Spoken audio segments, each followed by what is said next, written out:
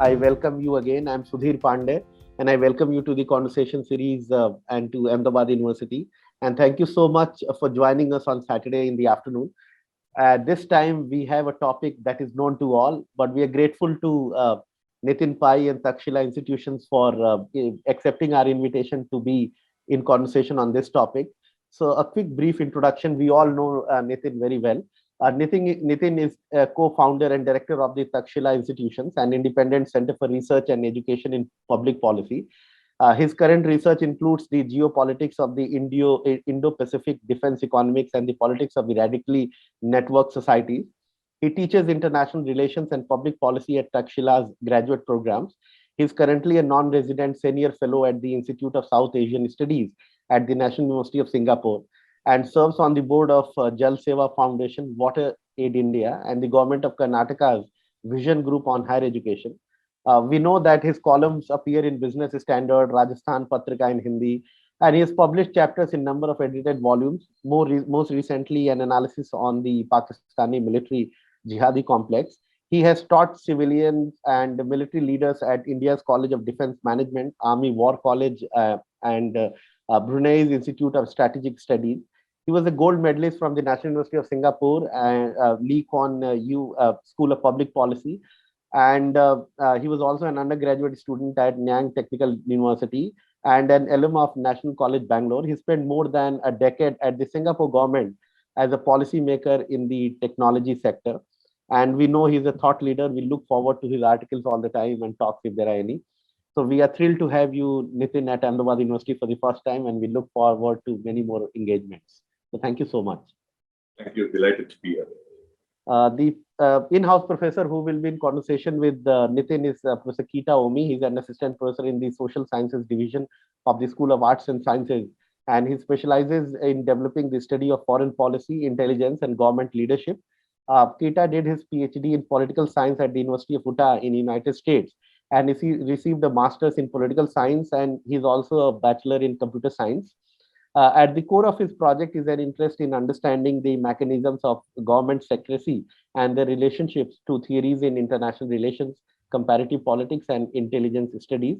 So welcome, Kita, to the conversation series. And as we say at Ahmedabad University, that we strongly believe that our classroom should be able to do very few things, and most of the things students should be able to do on their own. And we believe that people should engage in these kinds of forum with these kinds of thought leaders. And keeping that in mind, we have one student, Meet Patel, who is a BBA honors student from one of Kita's course, SPS 250 Introduction to International Relations. And what happened that in that course, there was a roundtable discussion where Meet made a very wonderful presentation. And Kita was really impressed. So when we approached Kita for having this conversation, he suggested that we must include Meet because he's the authority in this area. He recently made 2 roundtable presentations, and that's how Meet became the part of this panel. So welcome, Meet.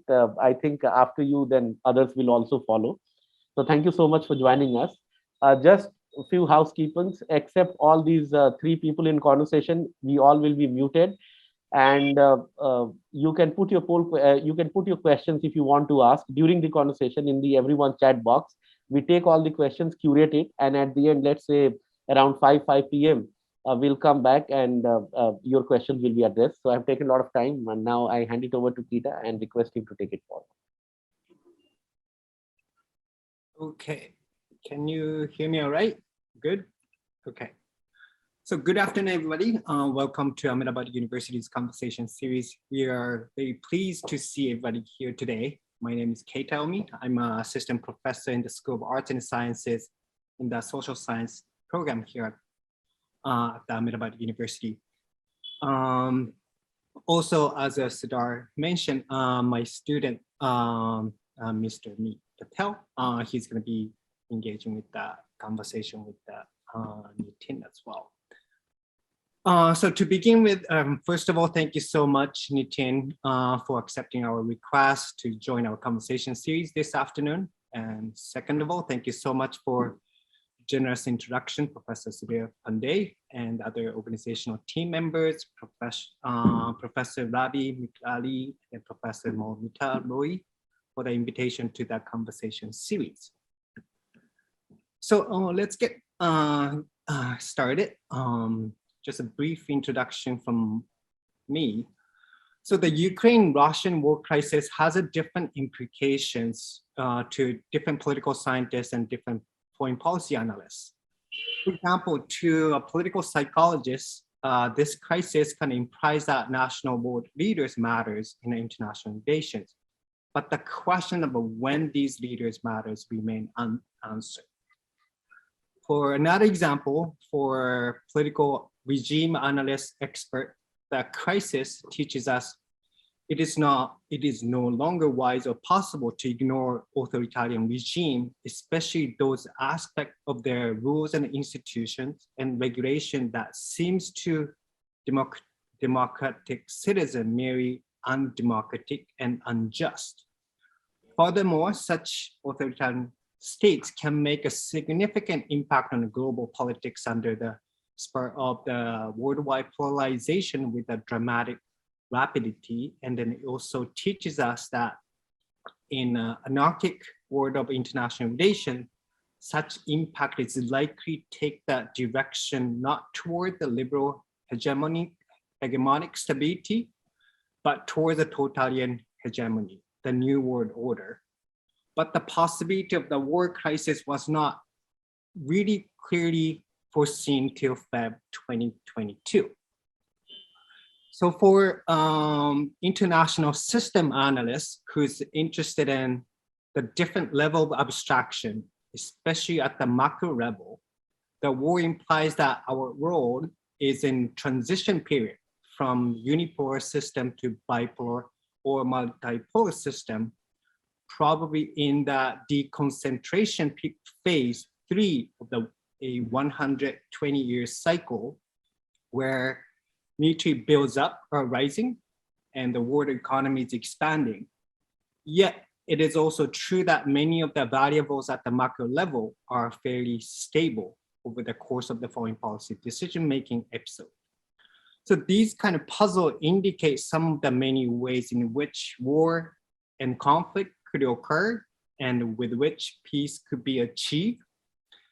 So the conversation series this afternoon on the Ukraine-Russian war aims to convey that complexity, importance, and the contentiousness of the crisis.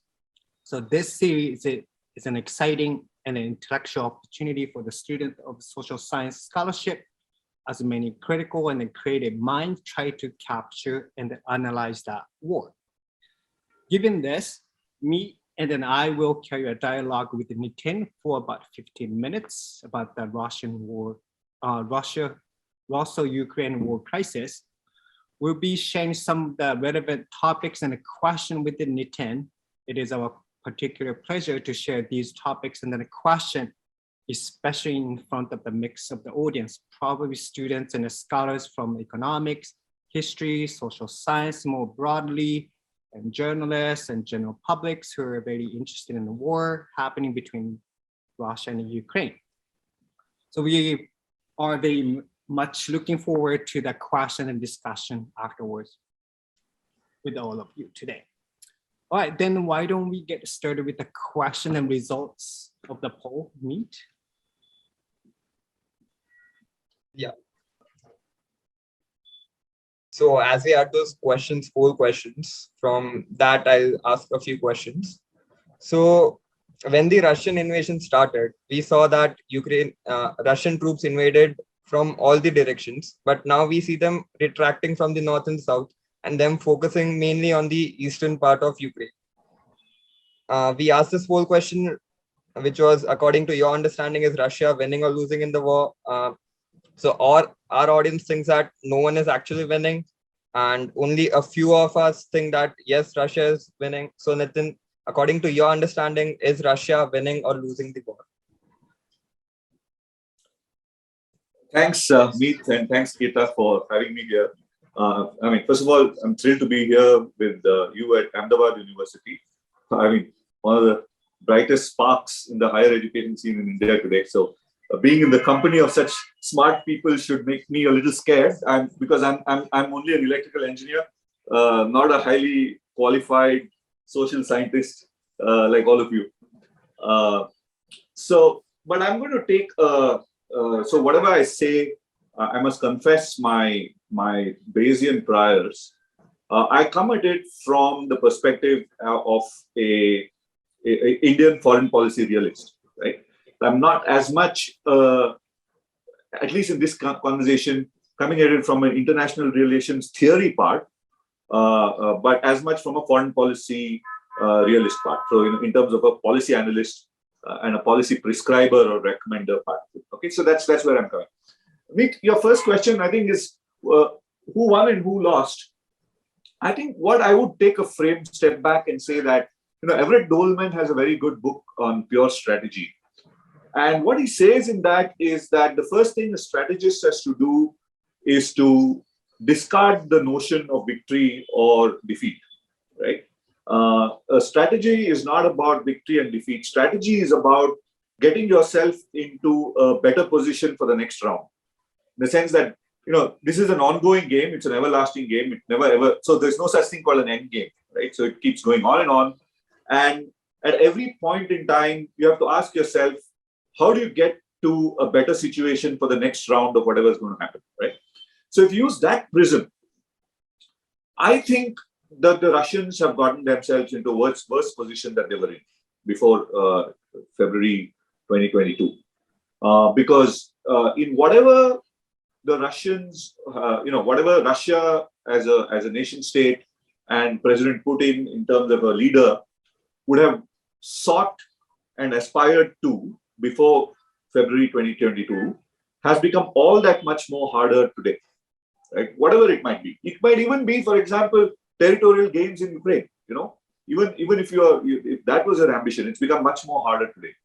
Similarly, if you look at the Ukrainians, I think they are in a much better position today than they were in before February 2022. Today being pro-Ukraine is a global movement. There are people all around the world who have very little knowledge about the Russia-Ukraine situation, who didn't know where Ukraine was on the map before February, suddenly putting Ukrainian flag colors on their DPs and other places, right? So Ukrainians, I think Ukraine also has found itself to be in a much better situation, at least geopolitically. Materially, it has suffered a lot, right? But politically, I think it's doing much better, right? That's the situation as it stands today. Now, the future can change a lot of things, but I don't think this overall picture will change much, regardless of what really happens on the ground, unless there are some massive, dramatic differences in the way the actors are playing the game. I don't think the picture is going to change. Yeah, so as you said that the motive behind the war, they haven't achieved much. Like Russia had this motive of the West not proceeding further than Ukraine, but the opposite has occurred because now Europe and NATO is more off towards Russia and towards Ukraine, and Ukrainians are also more pro-West. So they have just achieved the opposite of what they were to achieve. Yeah. Moving on to the next question. The question of the poll, which was, do you think that the economic sanctions have worked in the case of Russia-Ukrainian war? We see that most of the people think that sanctions have worked. Now, we see today that for many policymakers, economic sanctions have become the tool of choice to respond to major geopolitical challenges such as terrorism and conflict. Now, according to do you think that economic sanctions did work in the case of Russia-Ukrainian war? Yeah, thanks, Pete. I just want to take you back to the first question again, right? When you talked about Russia's motives, objectives, and I'll connect that to the second question in terms of the objectives of sanctions. These are very unclear to us. What were Russia's motives? We are trying to infer a lot of things, right? We are trying to infer that they were trying to resist NATO.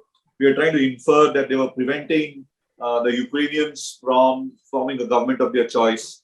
We are trying to infer that they had territorial ambitions in acquiring, disputed border regions of Ukraine. So similarly, when we talk about the sanctions, although a lot of people sort of think that, the sanctions were put in place to push Russia out and deter Russia from further aggression. we don't quite know whether that was really the motivation, right? And second is whether sanctions intended to punish Russia, to deter Russia, or to actually to defeat Russia in an economic battlefield, right? We don't know, right? So again, we try and sort of infer what the reasons might be, because when you ask a question that did the sanctions work, it implies that you have to measure it against a certain benchmark, which was the intended target. So the question is, did the sanctions hit the intended target or not? But since we don't quite know what the intended target is, we can't really say whether they worked or not, right? That would be a very analytically rigorous but a very unsatisfactory answer. I mean, people would sort of push you out of the room if you were to give these kind of answers to them. But here's the thing. Russia's economy has taken a severe beating. Russia's economic interaction with the rest of the world has taken a severe beating, right? McDonald's has left Russia, right? Credit cards don't work. A lot of the smartest Russians have had to find alternative homes outside Russia to continue working, right? Russia's economy might take a beating of between 8 to 20% over the next year in terms of after this crisis, right? The exchange rate has been very volatile and the ruble is weak.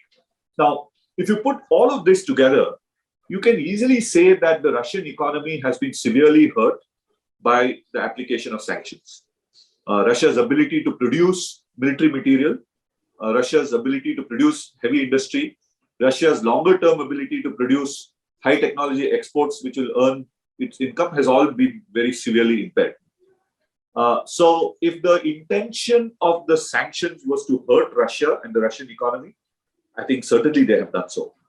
Now, from there to jump and say whether this has had the required political effect in terms of shaping Russia's political calculations on the war, on the Ukraine war, I don't really know, right?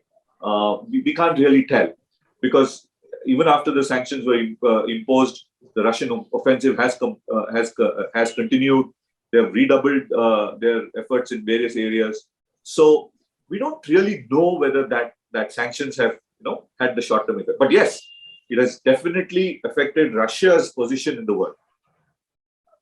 Yeah, so as you said that we don't really know because it has kind of impacted the economy, which might be one of the motives behind that. But if we look at another motive, which would be to kind of deter Russia in invading Ukraine, and that we don't see working out. Yeah, because deterrence is something which works before the fact, right? So if it's after the fact, it's a foregone conclusion. They've already invaded, right? So you can't deter them after they've already invaded. You could deter them from further aggression, which I guess has not happened, right? There has been further aggression, but you could argue, if you're in favor of sanctions, you could argue that had there been no sanctions, the Russian offensive would have been much stronger and so forth, right? So counterfactual is very hard to argue. Yeah. Moving on to one more poll question, which was, how do you think this war could end? Because there are many ways in which we look at this war ending. One in which Russia sort of captures the whole of Ukraine, which is kind of impossible to think because Ukraine is the biggest country by area in Europe. So how do you think that this war could end? First of all, I must confess, all of you should know this, that soon after the invasion happened, I was reluctantly pulled into a television interview. And there was a conversation on how long will it be before Ukraine capitulates. And I made a very lazy, offhand, instinctive remark. I said, look, it's a couple of days or a week at most, right? So the Russian military machine is so strong and powerful, and the Ukrainians are nowhere in the picture, that it shouldn't take the Russians more than a week to get into Kiev and militarily defeat the Ukrainians. And I have been spectacularly wrong, right? And you should know this because whatever I say now might be equally spectacularly wrong, right? So, so you must know this. So don't believe anything that I say. Now, there seem to be three equilibrium points in this, right? One equilibrium point is when Russia acquires total victory, and total victory, according to what the Russians think is total victory, right? Whatever that might be, however they might define it. If they achieve their war objectives and total victory, that's one ending.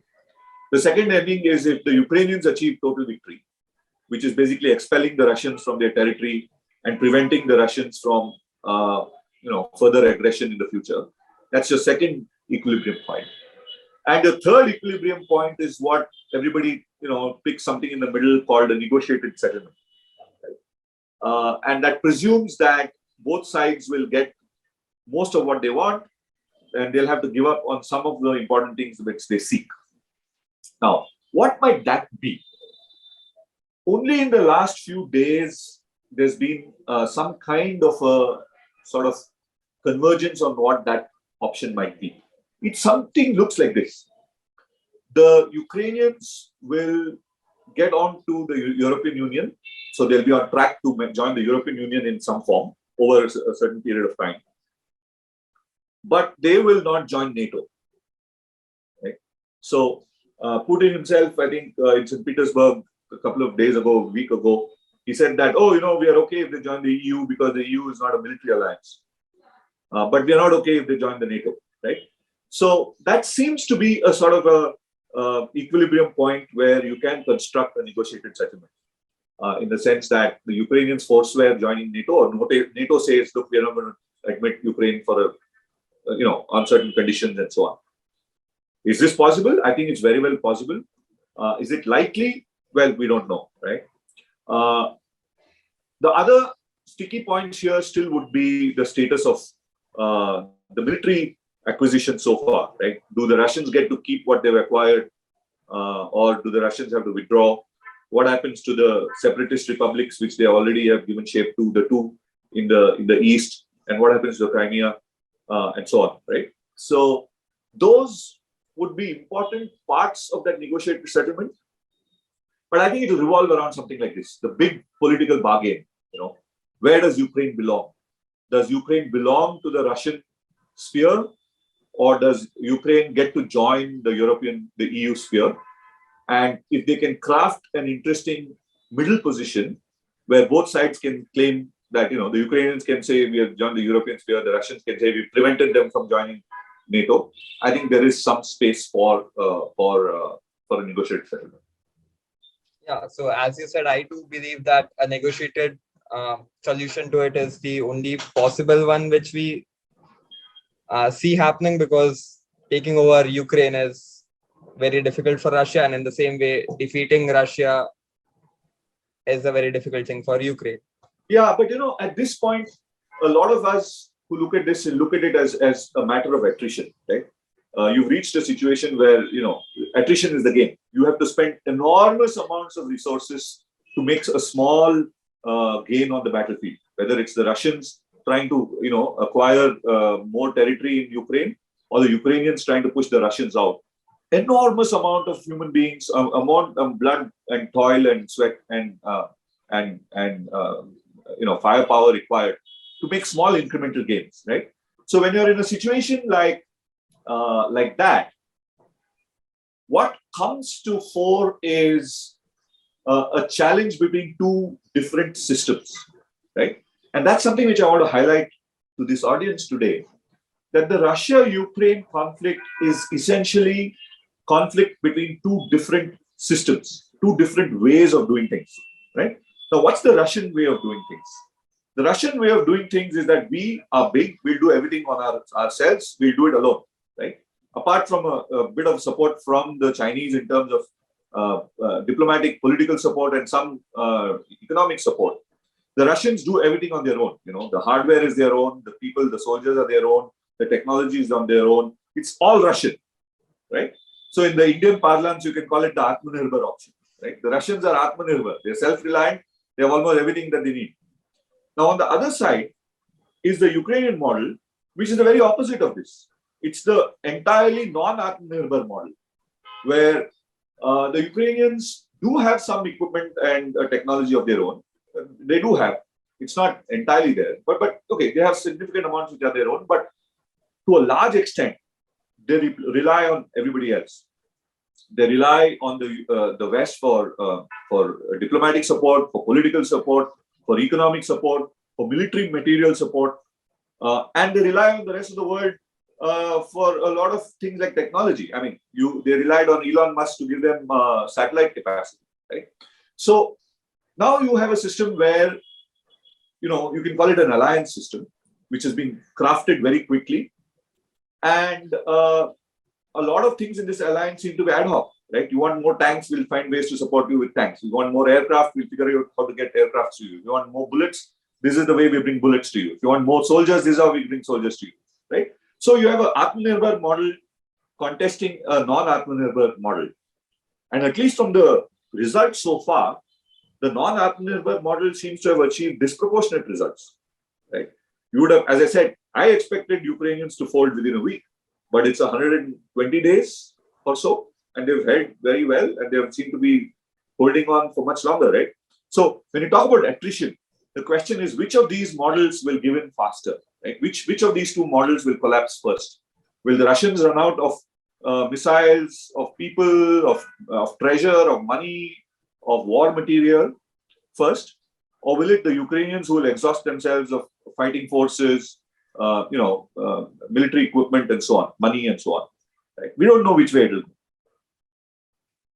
Yeah, thanks, Nitin, for giving us an insight on how we can think of two different models as per, one is Atmanirbhar and one is non-Atmanirbhar. I did not think about it. So coming to one more very important questions that we as Indians question a lot, why is India not denouncing the Russian-Ukraine war openly? So I'm sure this debate has gone on for a long time in India, right? It started on the day the war started, and we've always been wondering why India has taken the position it has. I'm a critic of the Indian position, right? In the sense that I don't think, even if the objective was to be, to emphasize strategic autonomy, there were ways India could have, positions India could have taken that could have served our interests better. Now, why is it? Let's try and understand why, right? And be very sort of dispassionate about why it is the way it is. Now, one part of decision-making theory, if you read Zelikov and Allison, a book called Essence of Decision. So they give you three ways how governments make decisions, right? The first one is called the rational actor model. The second one is the bureaucratic output model. And the third one is a political resultant model. I think we are somewhere between the second and the third, where is a bureaucratic output and political resultant model. But what do I mean by this? I think foreign policy of a country like India is like a huge cruise ship or an aircraft carrier which is moving in the seas. It moves at a certain pace, and for this kind of a ship to make a turn, especially a U-turn or a very sharp turn, is not easy. It has to slow down, it has to turn, and then it has to pick up speed again, right? It's not like a bicycle that you can do a quick turn, right? So the ship of Indian foreign policy has had certain understandings of what it intends, who are our allies, what are our interests, what are the stakes. And I think events have moved so fast that the ship of state has not had the time to change direction entirely, right? So a lot of people have taken recourse to their default positions, which is that, the Russians have been useful to us for our defense perspective. We want to have strategic autonomy. We don't want to be in a position where we have to take sides between the West and the non-West. We don't have to, all of these are statements which are individually justified, right? But whether they are justified in this context is a decision-making process which India has not yet fully done, right? In the sense that the ship of state has not negotiated these questions yet because it's not fast enough, right? And it's not really, a lot of people think that, the prime minister can make a decision, right? Or the defense minister or the foreign minister can make a decision. I think it's very hard even for a highly centralized government like the one which we have today, for them to make a call of this nature and swing with this way or that, right? So what you have is a sort of form of incrementalism, which can be, of course, nicely decorated with various positions that you take or no, right? So that, I think, seems to be, to me, the most dispassionate explanation of what happens.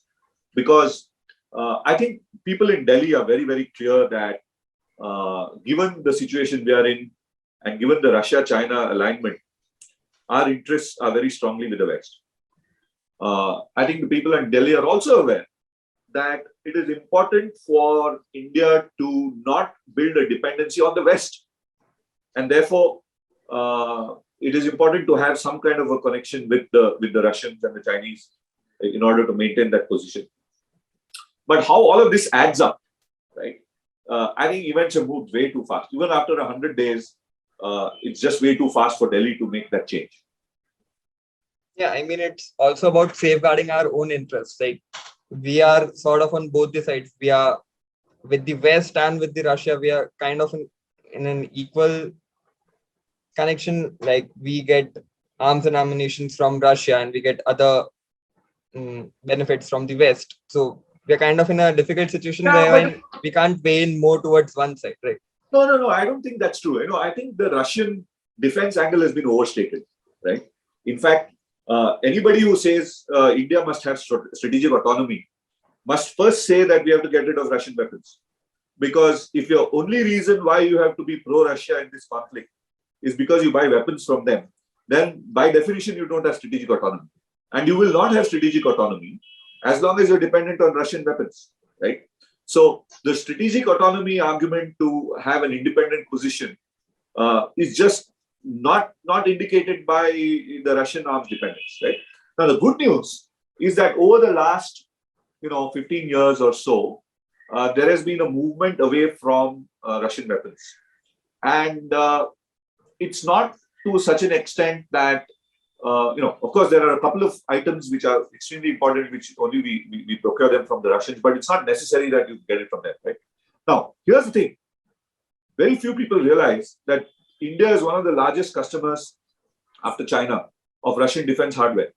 So the Russians should be far more sensitive to our interests than we are of their interests, right? Or at least it should be equal.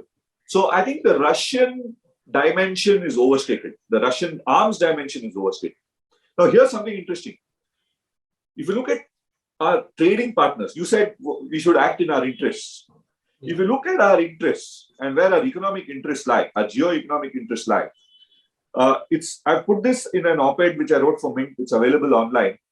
We mapped India's trading partners with the position they took in the Russia-Ukraine conflict. And here's something very startling. 90% of India's trading partners have taken positions in the United Nations against Russia. Okay? And that number goes much larger if you look at exports, right? I think, if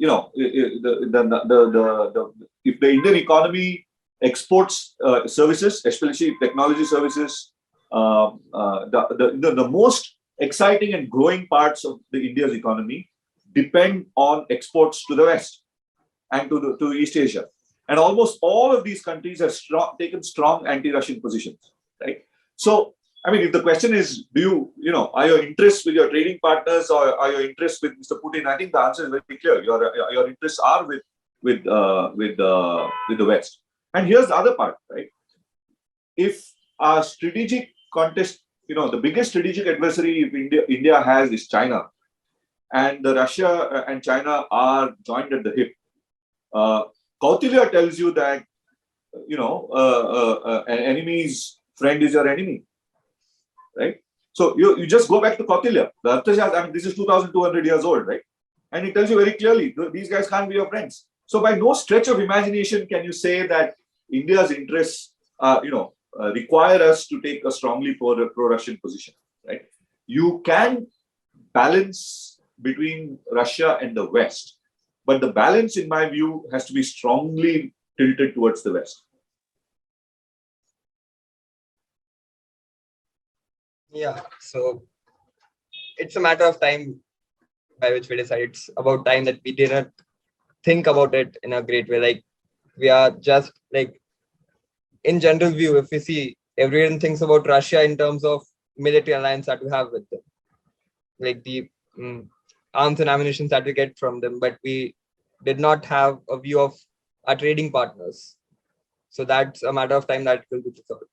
It was an honor talking to you. Now I request Professor Kita to carry forward this conversation. Thank you. Thanks, Meet. Good questions and good. I would say you're on your way to becoming a cross-examiner. Thank you so much. Political scientist, yes. Okay, no, thank you so much for this dialogue. And it kind of gives me a lot of, that idea, and then kind of just different question as well. So, I mean, we'll have a couple questions, especially the first couple questions kind of focusing on more theoretical framework that I'm interested in, for example, that we actually tend to focus on individual leaders, the characteristics of that president, especially in both country. But what about, as you mentioned a little bit, if you actually just consult with the realism or your theory, they kind of suggest a balance of power. If you take a look at the military capability, it's all comes down to the imbalance or balance of military capability. A little bit of, twist would be the balance of the threats. There's an imbalance of the threats on Russia and then Ukraine. And then if you actually take a look at a more macro level, as I briefly talked about in introduction, we might be moving towards a multipolar system where the regional powers can rise. China is one of the great examples. So, I mean, in your sense, can you actually tell us about a little bit more, that which level analysis we should be, just more focusing on, and then what should be the takeaway lesson from this level of analysis?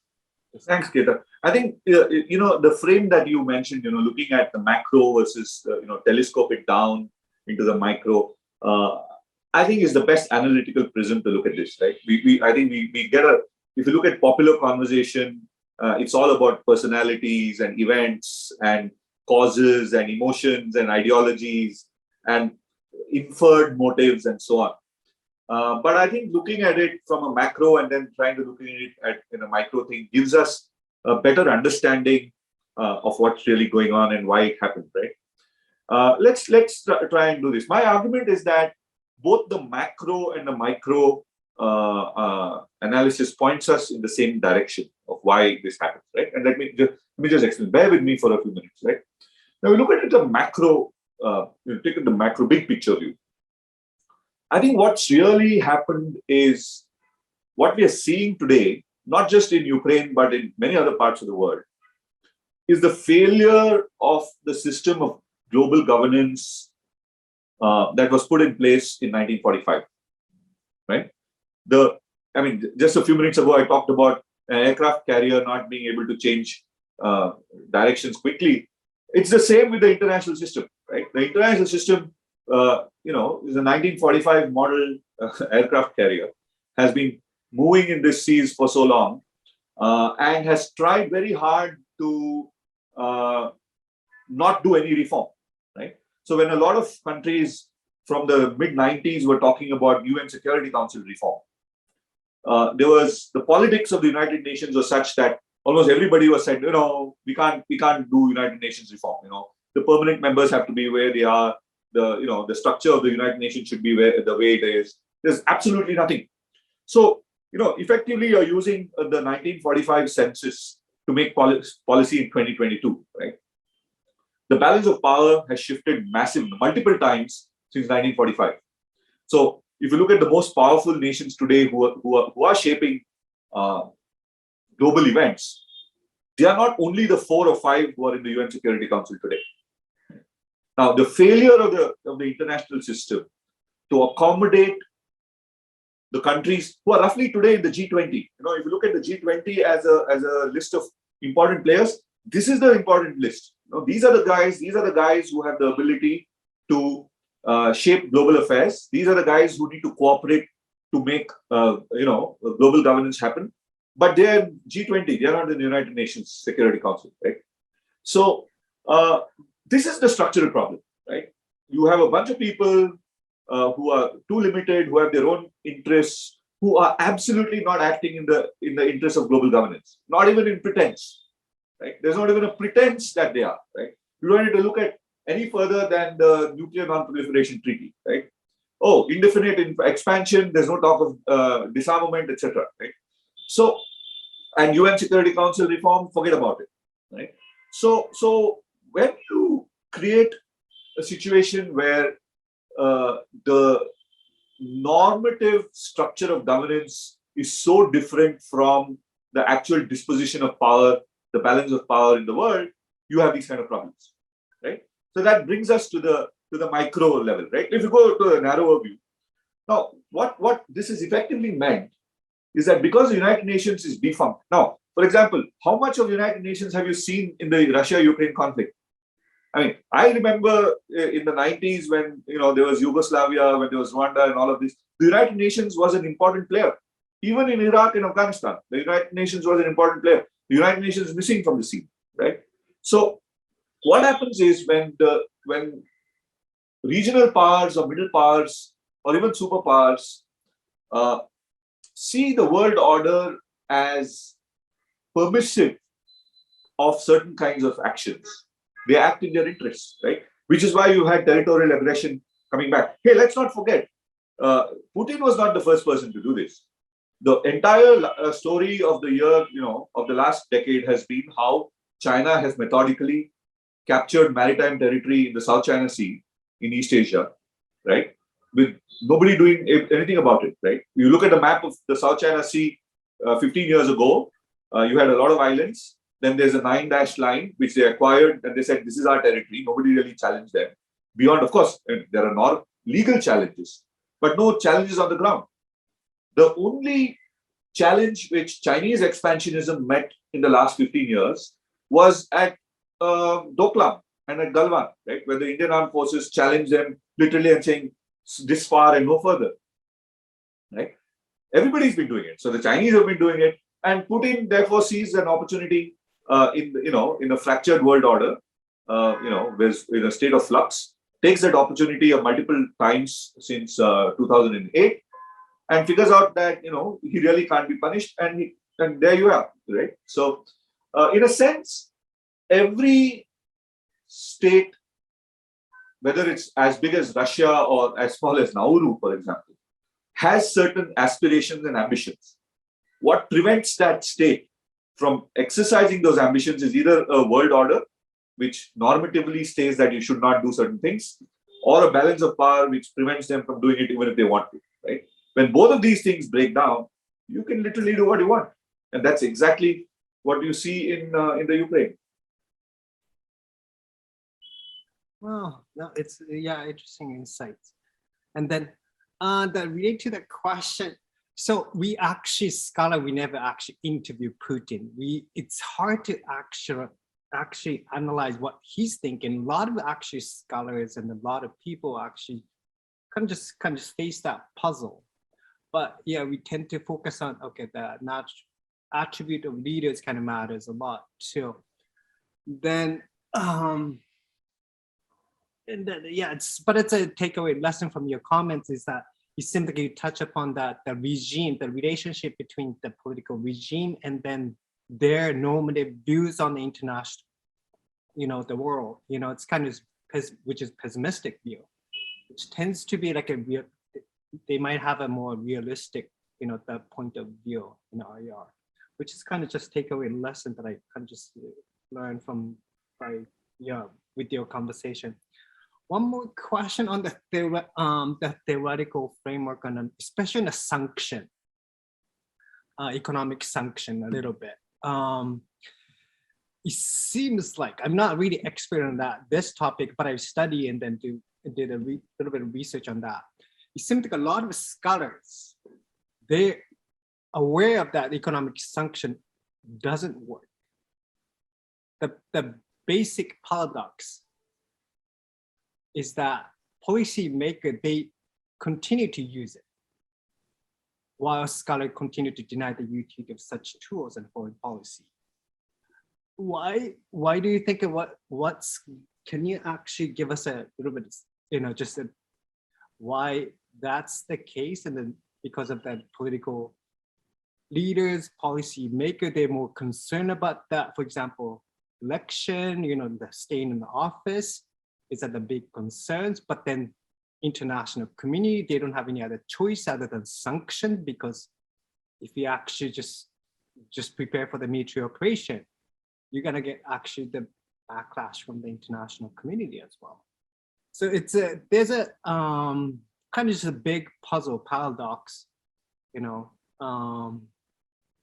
so can you actually explain a little bit about that sanction part? Yeah, Kita, I would see this as yet another instance of politics being the art of the possible, right?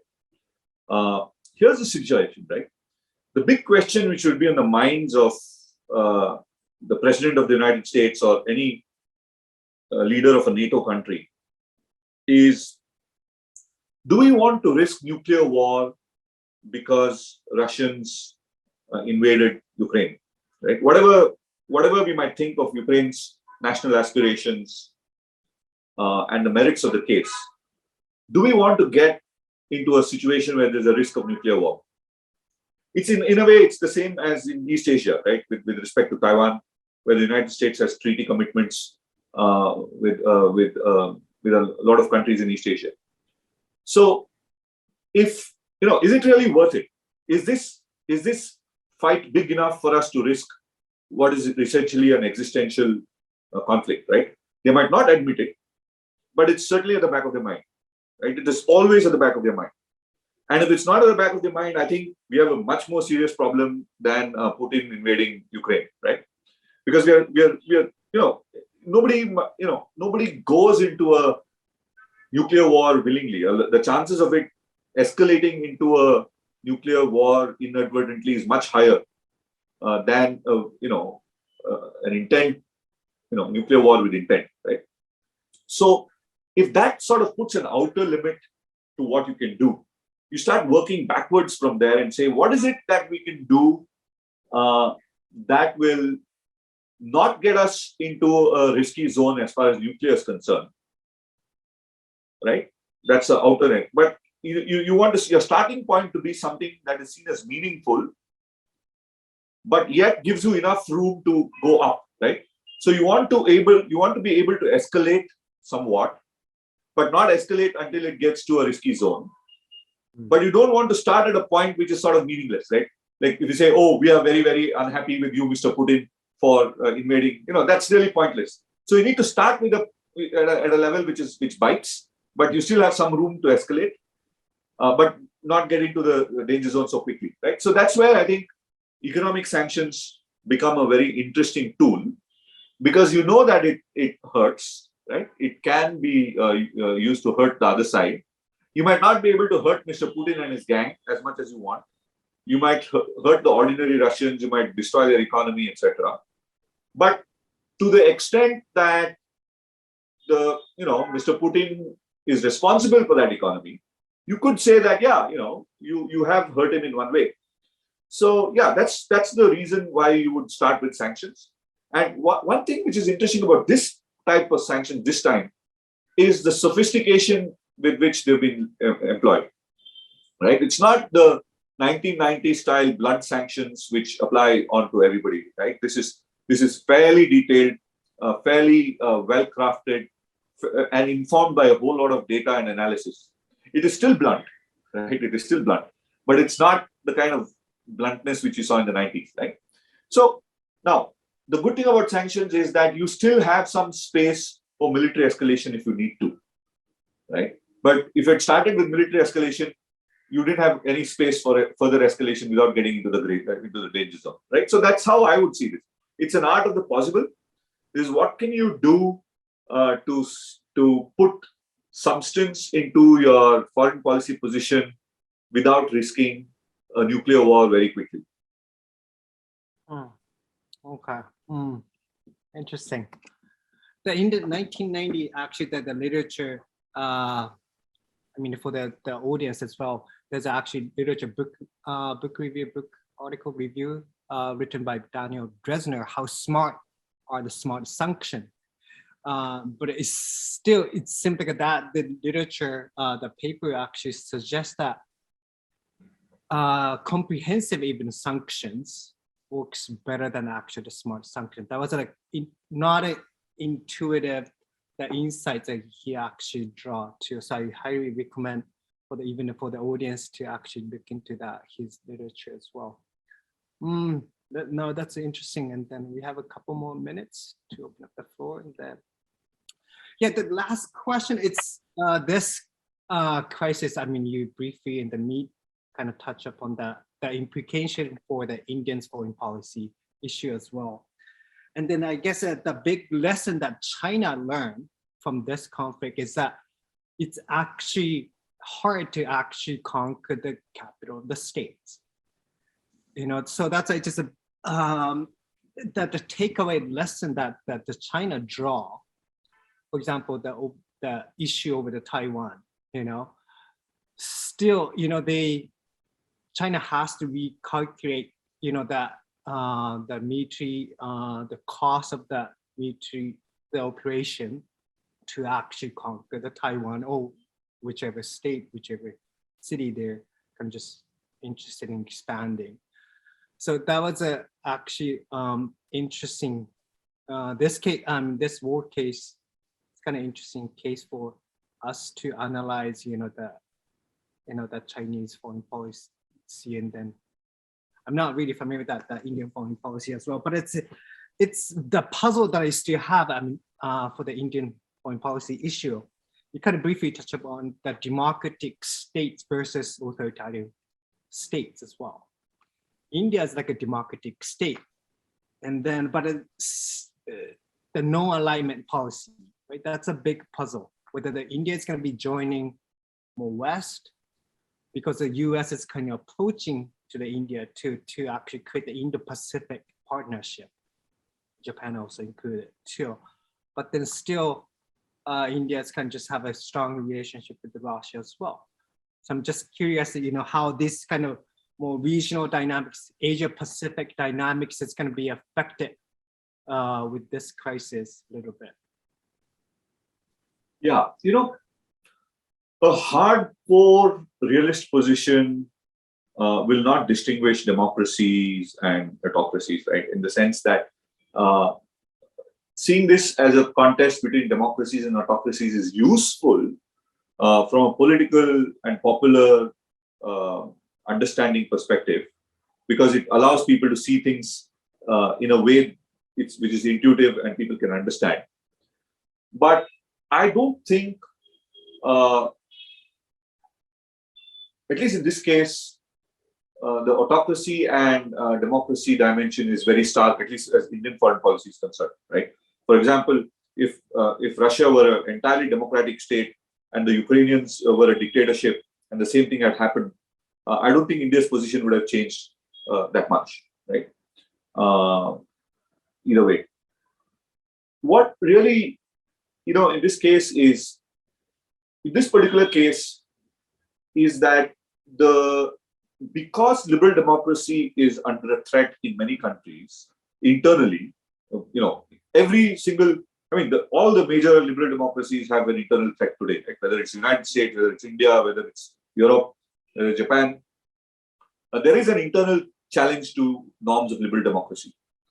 And because there is this thing, I think it's all the more important for those of us who believe liberal democracy is important to emphasize the liberal democratic dimension to this, right? Statecraft itself, in cold, hard, realist terms, probably doesn't distinguish the nature of the state, but only looks at disposition of interests and balances of power.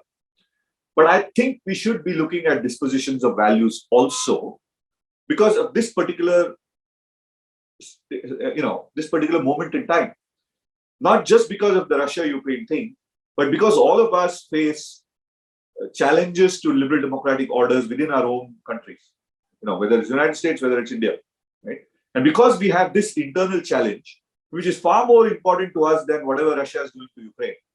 I think it's important for us to sort of say that liberty is indivisible, right? So in the sense that the prevalence and the strength of liberal democracy around the world is a strength to every single liberal democracy, right? So if United States becomes stronger as a liberal democracy, it's good for us in India. If India becomes a stronger liberal democracy, it's good for the United States, it's good for Europe, it's good for Ukraine, and so on, right? So I think that's the angle I would take. Not because it's determined by national interest in a geopolitical sense, but because it's imperative from our domestic political requirement, right? This is the kind of country we want to be. This is the kind of world we want to live in. We want to live in a world which is, where liberal democracy is the norm. We want to live in a country where liberal democracy is the norm. We don't want things to change and for us to be living in a Russian or a Chinese kind of a national or world order.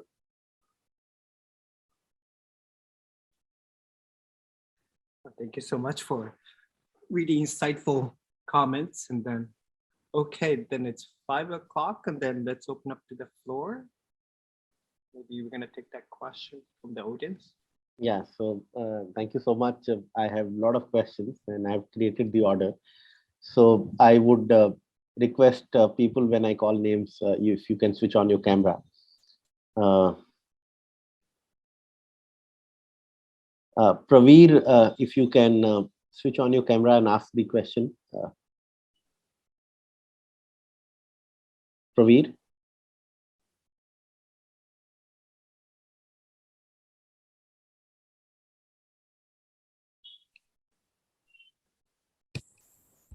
Yes, I think. Yeah, can you hear me now?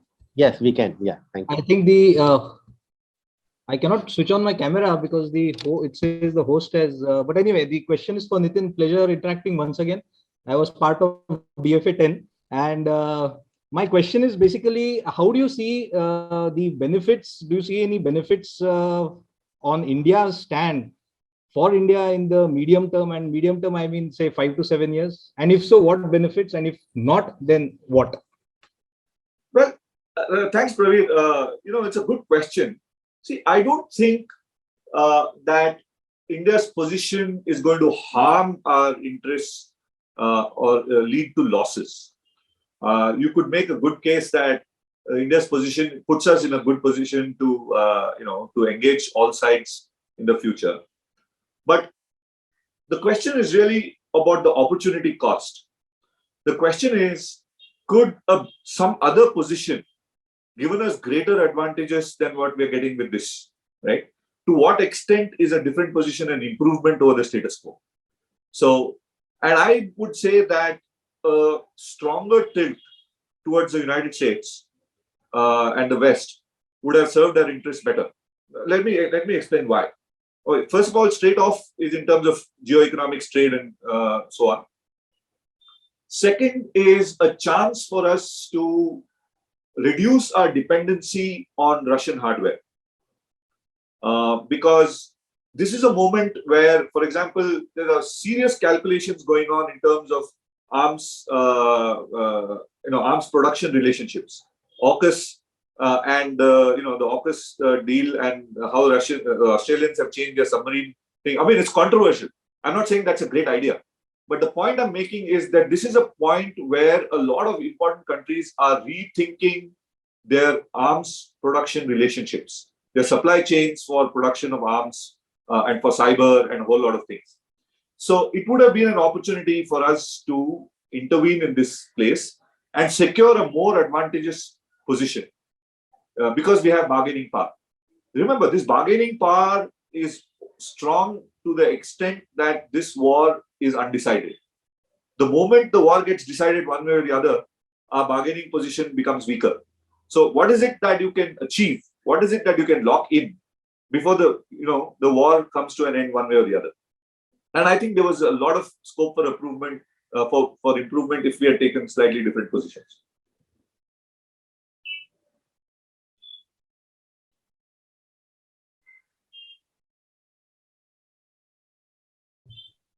Yeah, thank you very much. I think the mic was muted. Thank you, Praveer. Thank you so much. Now I would like to invite Dhruva. Dhruva, if you can switch on your video and ask the question.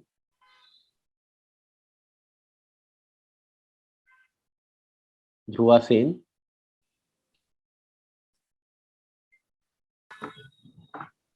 Yeah, thank you. Yeah, I think my video couldn't be switched on. Okay. Yeah, it is.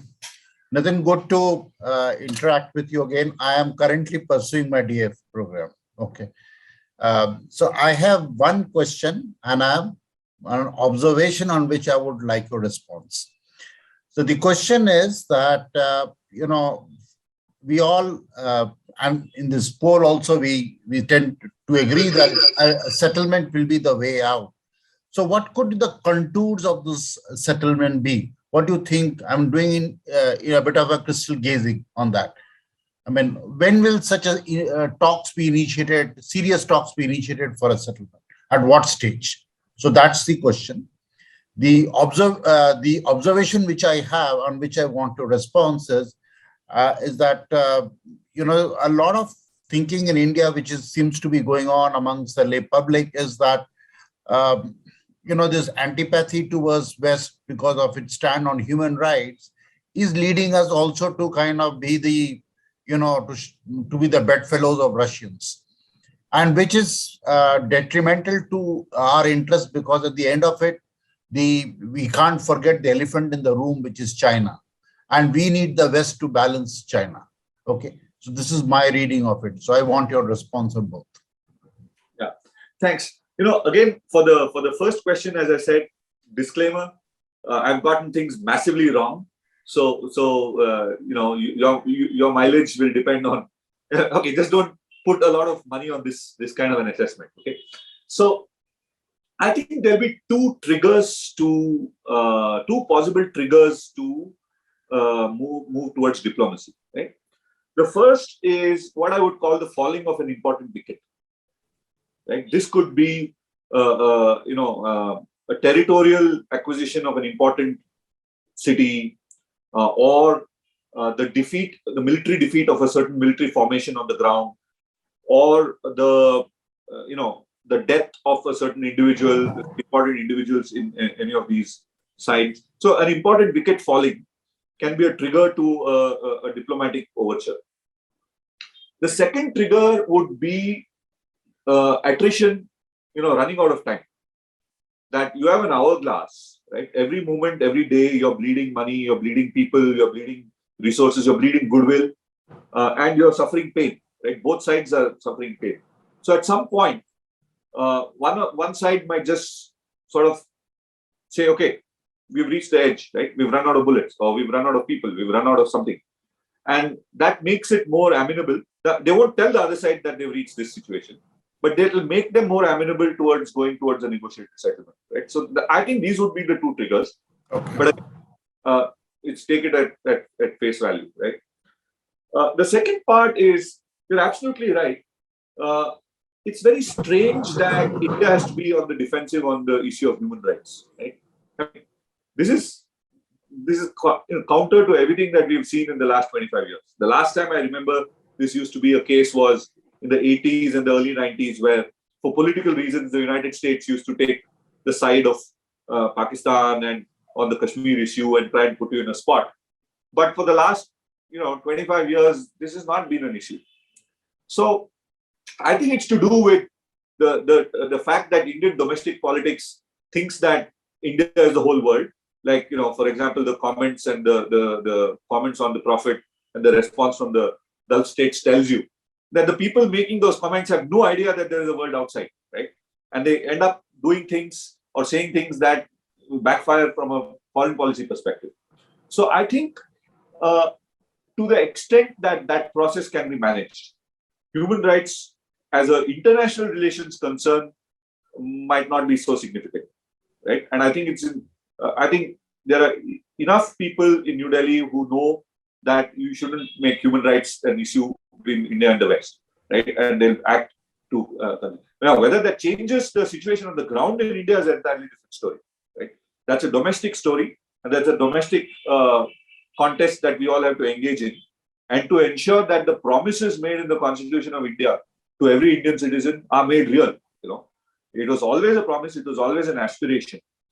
Our job and the job of this generation and job of the students in this thing is to ensure that everything that we do takes us a step closer towards meeting those aspirations, regardless of what type of person who's disadvantaged, what type of person has been oppressed, what type of person has been missing chances and discriminated against, and so on. That's an entirely different domestic fight that we have. Thanks.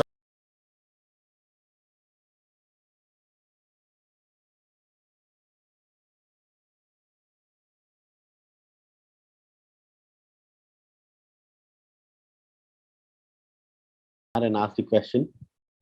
Yeah, sure. Thank you. Okay. Hi. So it's been a long time since the Ukrainian-Russian conflict started, and when it started, Russia, which we saw, it's a very powerful nation which has a very large mobilization force. They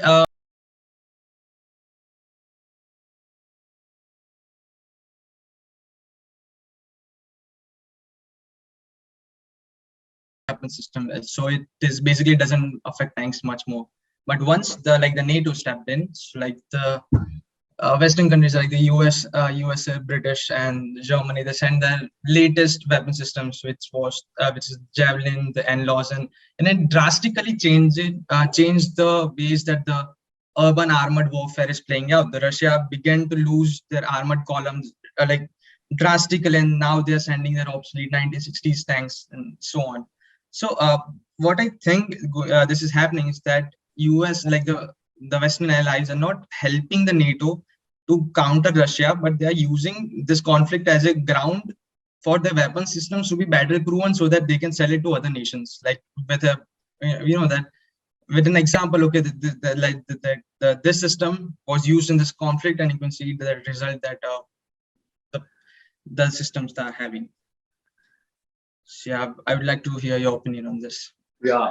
First of all, I think great analysis. I think you've captured the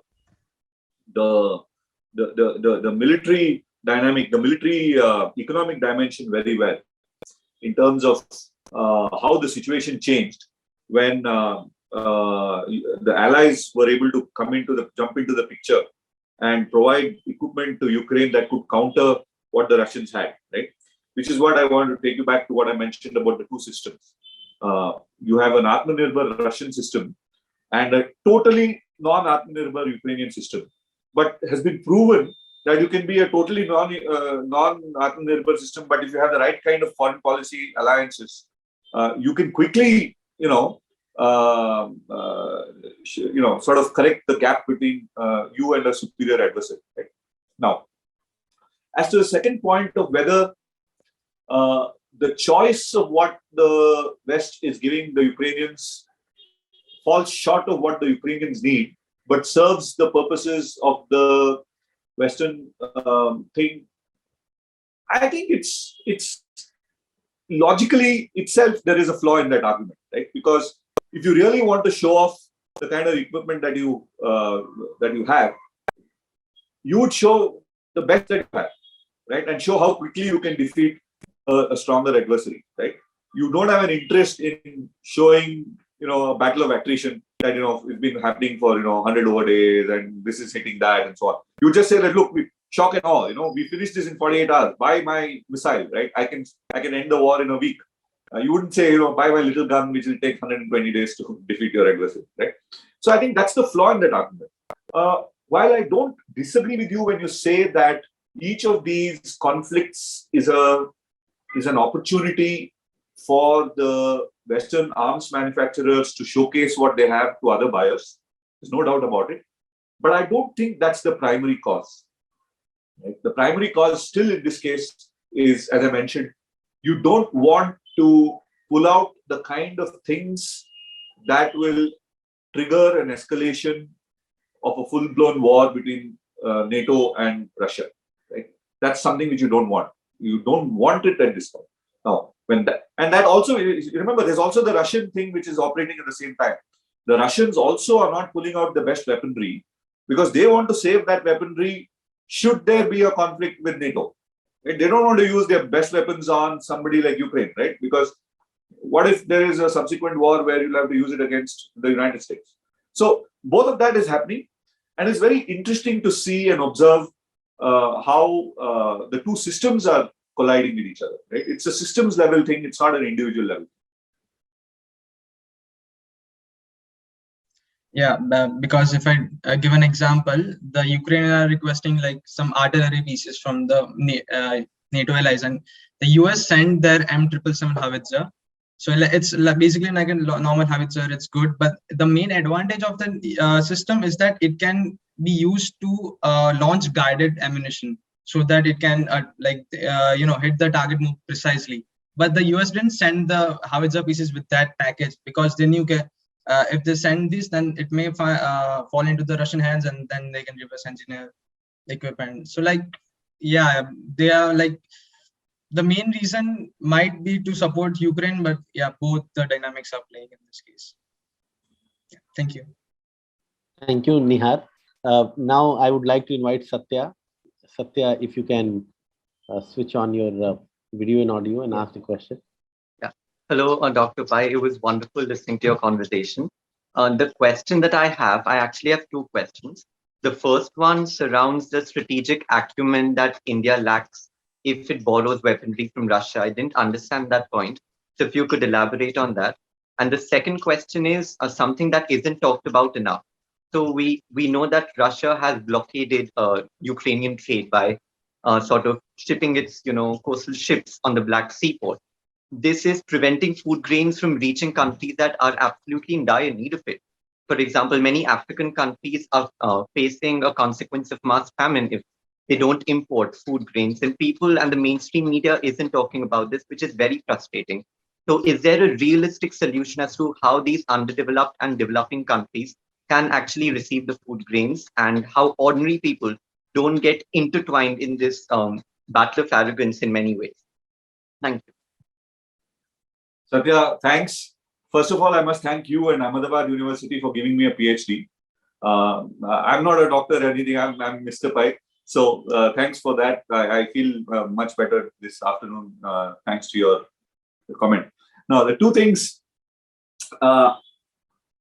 strategic autonomy works this way, right? That what does strategic autonomy mean? It means that you should have the ability to take a foreign policy position of your choice, which you think is in your interests, without being concerned about pressures from any other great powers. And that's what it means. Now, if you now feel that you genuinely wanted to support Ukraine, because, on the issue of self-determination, just say hypothetically you wanted to, you can't do this as long as you have arms, a relationship of very critical arms with Russia. So you don't have strategic autonomy, right?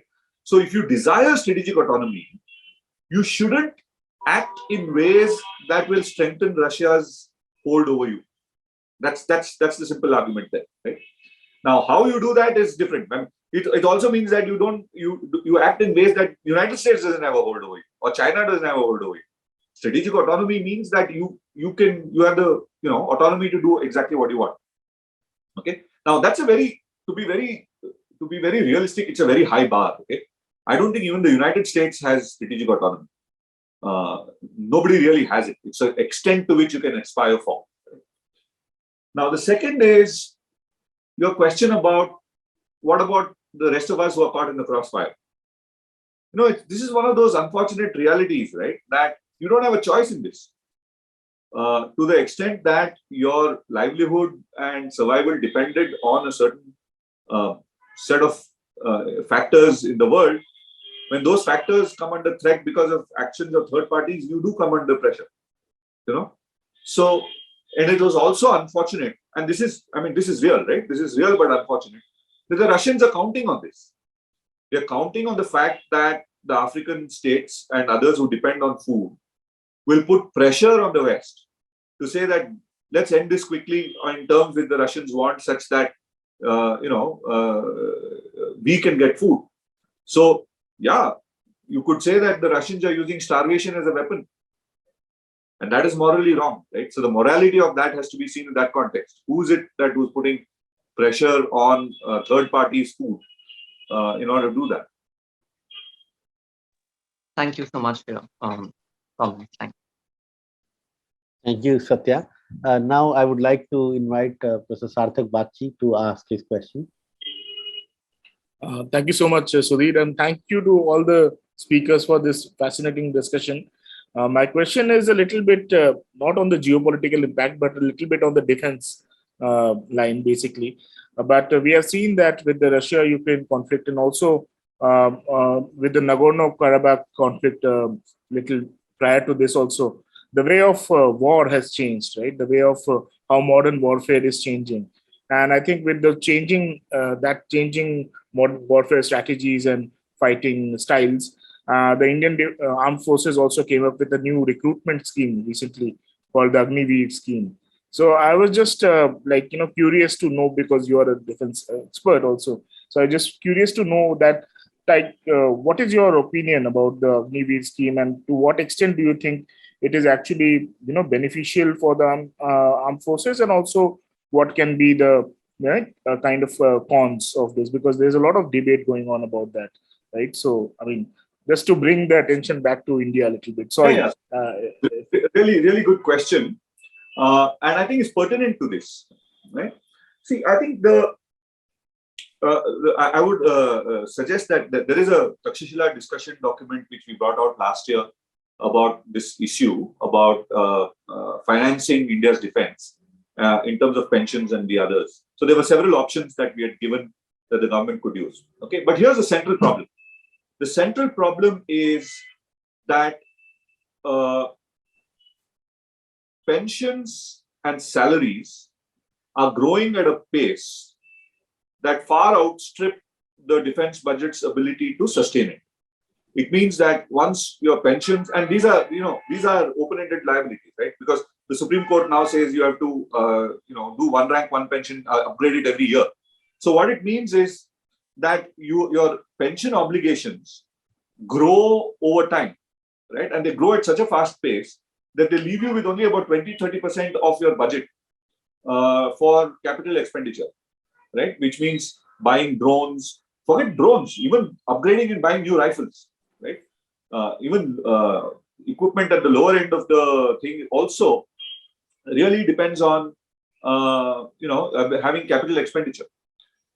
Our analysis shows that we are already at a point of unsustainability, right? You will never have the kind of resources unless you're willing to put exorbitant amounts of 3%, 4%, 5% of GDP into defense.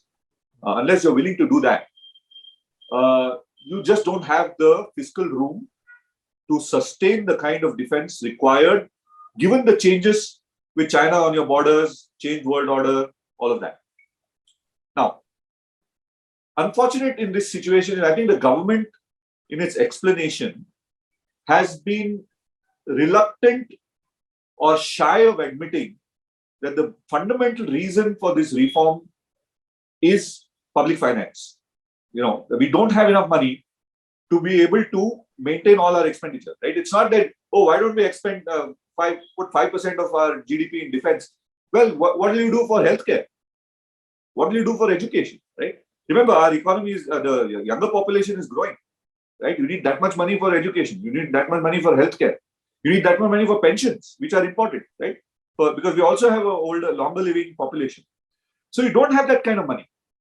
If you raise taxes, you're going to reduce growth, right? We'll have even less money. So I think you're in a trap which you just can't fill with any other, there is no way. So you have to do something to manage your defense pensions and salaries. Now, there are several ways to do this. There are 4 ways, and as one of my colleagues said, the government could pick the least recommended way. Like we had 4 recommendations, they picked the 4th of the recommendations. But I guess the reason is because there are political reasons why they might have done it. Now, there are lots of things which need to improve with the Agniveer scheme, right? Agnipath scheme. There are a lot of things which need to improve. There are a lot of changes that need to be made within the armed forces, within the system to make it happen. But do we need something or not? The answer is very clear. We need something of this nature. The need is very clear. How you implement it, what are the terms that you do, how do you manage the social dynamics, how do you convince the people that it's something necessary? That is a question of politics, I think, which I think we've failed in this, right? In the sense that there is such a pushback towards this, there's such a controversy, which might have been avoided if we had gone out and said, look, there is a real reason, and the reason is fiscal. How can you defend yourself when you don't have the money for it? No, thank you. Thank you so much. Actually, I mean, this also harps a little point of the importance of interdisciplinarity when looking at the issues.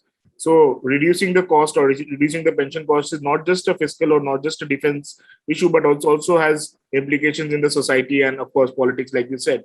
So any decision has to be looked at from multidisciplinary point of views. And I think, again, that's an importance of how or why interdisciplinarity is important in today's day and age. But thank you so much. And I'll check out that Takshashila document to know about the other 3 recommendations also. So thank you so much. Yeah, we are approaching the time, but I see Manan Anjaria is raising hands. Manan, if you have a quick question, we can take it. Yeah, so my question was more regarding Europe's energy dependence on Russia. So now Russia has basically currently occupied all of eastern Ukraine from Donbass and Luhansk, including Crimea, which it earlier occupied. But those were the key oil and gas rich areas of Ukraine. So now I don't see how Europe can get energy independent from Russia because it holds this key strategic point. It has a very big deterrent against Georgia. And also in the Caspian Sea, it basically with Azerbaijan, it is ready, basically to go on war if they create new pipelines and all. So what are your opinions on how Europe can basically mitigate its complete energy dependence on Russia to somewhere else, let's say North Africa or somewhere like that? Yeah, my compliments. You've very good analysis of the energy picture, and you summarize it very succinctly also. You see, the story of this war is also a story of absolute stupidity by the Europeans in terms of managing their energy security, right? Stupidity at a level which is hard to explain without bringing in the idea of corruption of one way or the other, right?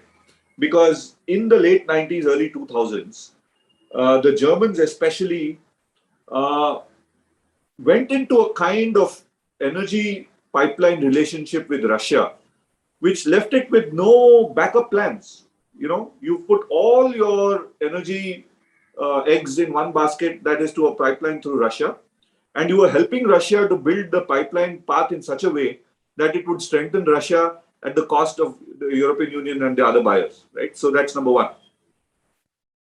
Second is that because you went into the pipeline system, you just stopped buying LNG. So you didn't build any liquefied natural gas plants anywhere in the European Union. Third is when the Fukushima nuclear disaster happened, all of these guys were jumped into in one go and said, "Oh, we're going to go shut down nuclear." It was like an instinctive reaction, unthinking, reflexive reaction. All nuclear plants were shut down, right? Germany, especially France. And it was also justified on the basis of it being environmentally friendly and so forth. Hey, by the way, how many people actually died in the Fukushima nuclear disaster? Sir, I'm aware about how safe nuclear is, and I'm a very big advocate of it. Even when the Fukushima Daiichi, I don't know the exact figure, but it's not as much as basically coal kills. Yeah. So you and your classmates would love to know that the number of people who died due to nuclear leakage at the Fukushima disaster was zero. Zero, yeah. Okay, there was one person who was later diagnosed, and there's a question of whether that person really had it or not. But the actual number was zero. A lot more people died because of the tsunami and the earthquake and so on, but not so much because of nuclear leakage, right? Although it was a serious, the accident at the nuclear reactor was serious, right? But the casualties were very, very small. Now, the point I'm making is that the Europe's reaction to pipeline gas from Russia as well as nuclear was absolutely irresponsible from an energy security point of view. To the extent that even after the invasion, the Europeans were, especially the Germans, were wondering, what do we do now? You know, we still have gas from the Russians. So the answer really is liquefied natural gas, right? And I you know, one of the happiest thing which for me is that India chose to go into liquefied natural gas in the 2010 time frame, when there was a strong lobby even in India in 2005 and 6 to build a pipeline which will come through Iran, Afghanistan, Pakistan, and to us. And then we'll build our energy security around this pipeline. A lot of us sort of shot it down. We criticized it, and it's just as well that the government decided to go for liquefied natural gas. So if you have LNG terminals across Indian shores today, it allows you to buy liquefied natural gas from whoever has it, right? So you can buy it from the market. I don't think that's the solution which the Europeans will also do in the short term. But it's still, even if you build these plants very, very quickly, it still takes a year or two before you can get a lot of these things on stream, right? So they'll have to work very, very hard in the summer when the energy requirements are low, such that when winter comes, they don't have a new dependency on Russia. And that puts another timeline on when the deal with Russia can happen, because if it gets very cold and they don't have alternative sources of energy, Europe will have to buckle. Yeah, thank you, Manan. Now I request Professor Kita Ogmi to give his closing remarks so that we can close it. Okay. Thank you so much for a lot of questions from the audience. We really appreciate that. Yes, if we think about the peace as a public good, it's kind of hard to actually achieve it. It's a coordination issue, cooperation issue. Famous political philosopher Jean-Jacques Rousseau's kind of just proposed idea, Stughunt, even a game theoretic explanation can tell us a lot of things, whether actually individual actor is going to go actually cooperate to actually, that get that go here, each state, they have to, feed their own nations, and they have to provide the securities as well as social welfare. So it's in a system of a self-help, which is an anarchical state in international relations.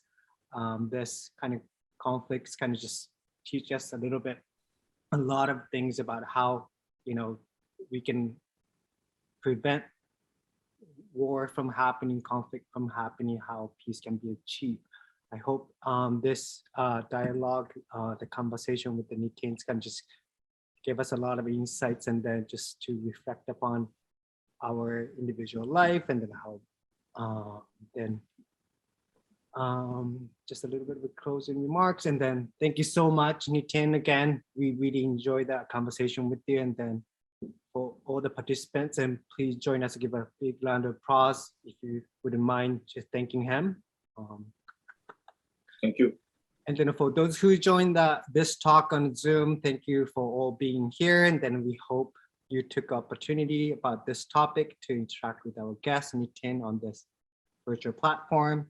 We look forward to seeing you all at our university conversation series on the different topics. This conversation series is organized by Ahmedabad Modi School of Management at the Ahmedabad University. Please subscribe our YouTube channel, and then follow us on social media, Twitter, Facebook, Instagram. And then if you can just share that insight you gain this afternoon, that'd be great. And then again, thank you so much for joining our conversation with us today. Thank you. To you, Sudhir. Thank you, Nitin. And we are grateful to Takshashila, and we are grateful to you for agreeing to do this. And it was really a fabulous analysis. I'll share the edited video with everyone, but we are grateful to you always for doing this. So thanks a lot. And thank you, Kita, and thank you, Meet, for bringing your perspective and asking such interesting questions. And on Saturday afternoon, as I always say, we are grateful to the audience because one part is the conversation, but the next part is the way people ask questions and our guests respond. I think that becomes really interesting, and that is a value part of this entire conversation. So thank you, everyone. Thank you so much. Please take care, and see you one of the Saturdays for other conversation. Thanks a lot. Other conversation. Thanks a lot.